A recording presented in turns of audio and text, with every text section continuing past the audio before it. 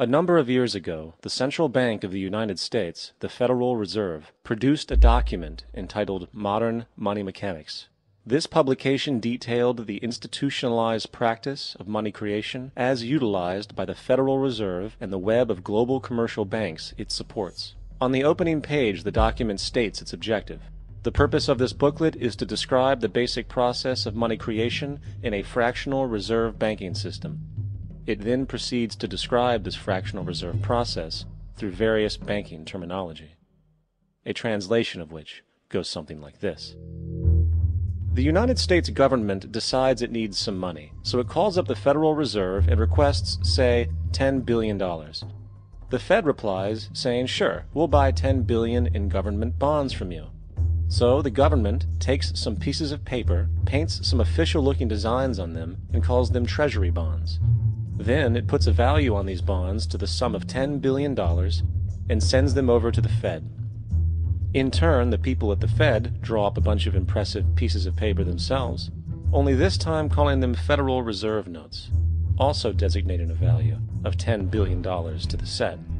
The Fed then takes these notes and trades them for the bonds. Once this exchange is complete, the government then takes the $10 billion in Federal Reserve notes and deposits it into a bank account. And upon this deposit, the paper notes officially become legal tender money, adding $10 billion to the U.S. money supply. And there it is. $10 billion in new money has been created. Of course, this example is a generalization, for, in reality, this transaction would occur electronically, with no paper used at all. In fact, only 3% of the U.S. money supply exists in physical currency. The other 97% essentially exists in computers alone. Now, government bonds are, by design, instruments of debt, and when the Fed purchases these bonds, with money it essentially created out of thin air, the government is actually promising to pay back that money to the Fed. In other words, the money was created out of debt. This mind-numbing paradox of how money or value can be created out of debt or a liability will become more clear as we further this exercise. So, the exchange has been made and now $10 billion sits in a commercial bank account. Here's where it gets really interesting.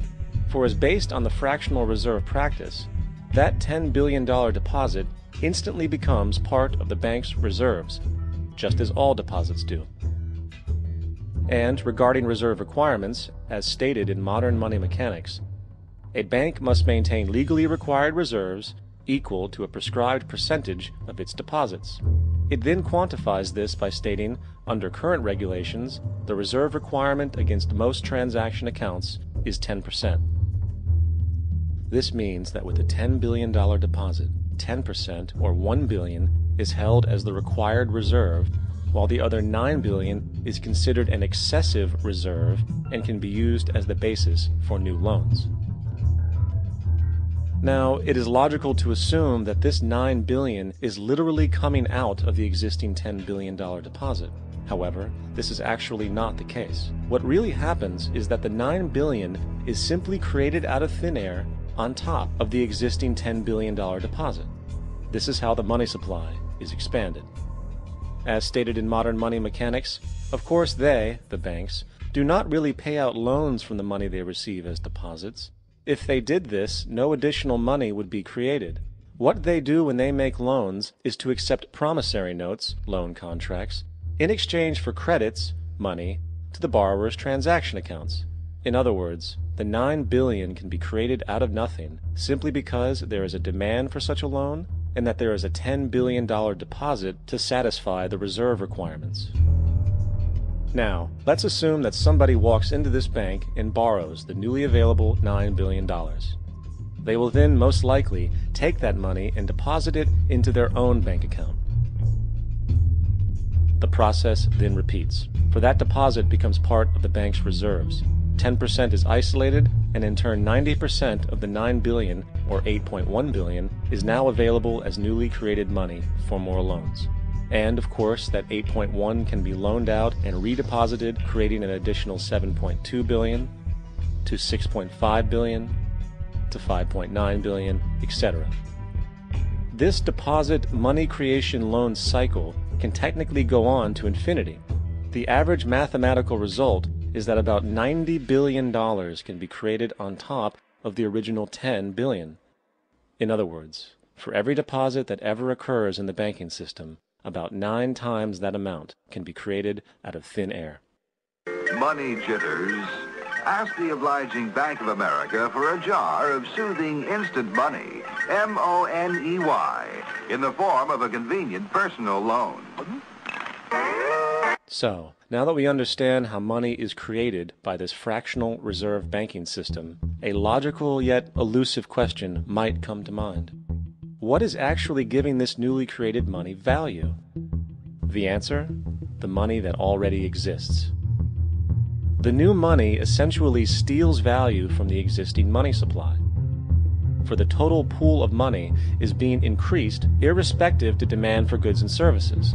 And as supply and demand finds equilibrium, prices rise, diminishing the purchasing power of each individual dollar.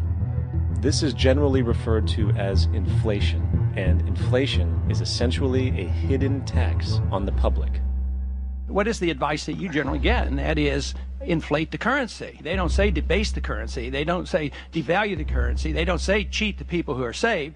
They say lower the interest rates. The real deception is when we distort the value of money. When we create money out of thin air, we have no savings, and yet there's so-called capital.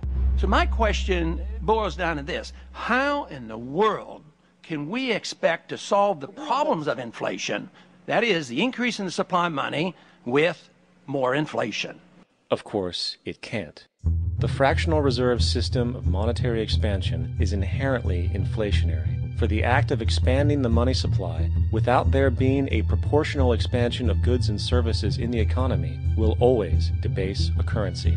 In fact, a quick glance at the historical values of the US dollar versus the money supply reflects this point definitively, for the inverse relationship is obvious.